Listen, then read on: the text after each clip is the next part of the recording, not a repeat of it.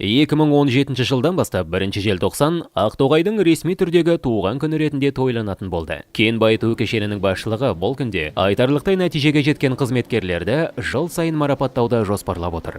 В течение года бывает много профессиональных праздников. Жыл бойында көптеген кәсіби мерекелер тойланады. Алайда Казминералс Ақтоғай өзінің негізгі мерекесі ретінде Ақтоғайдың іске қосылған күнін таңдап алды. Осыған орай біз жыл бойындағы күнделікті жұмысында үздік нәтижеге қол жеткізген, өндірістің маңызды проблемаларын шешуге ерекше үлес қосқан қызметкерлерді таңдадық. Сөйтіп, Казминералс Ақтоғай компаниясы үздік қызметкерлерді жетістіктері үшін белгішелермен, сонымен қатар еңбек сіңірген жылдары үшін белгішелермен марапаттады. Бүгін өнертапқыштық немесе қауіпсіздік техникасы саласында атқарылған іс-шаралар түріндегі ерекше үлес үшін де марапаттар тапсырылды. В области техники безопасности.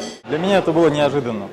Бұл мен үшін тосынсый болды. Марапаттау болады деп айтқан. Бірақ мен аса үміт артқан жоқпын. Тіпті соңғы уақытқа дейін сенбедім. Ал марапатты қолыма алғанда таң қалдым. Бұл жақсырақ жұмыс істеуге ынталандыратын жағдай. Жобаны іске қосқанда менің үлесімді басшылық байқап қалар деген ой болған. Бірақ марапат алып, жобам жеңіске жетеді деп ойламаппын. Проект пойдет дальше. Бүгінгі марапатталып жатқан қызметкерлерге қарап, олар біздің компанияда жұмыс істегеннен ләззат алатынын көруге болады. Олар бүкіл жоба табысқа жету үшін әрбір адамның аз да болса үлесі маңызды екенін жақсы түсінеді.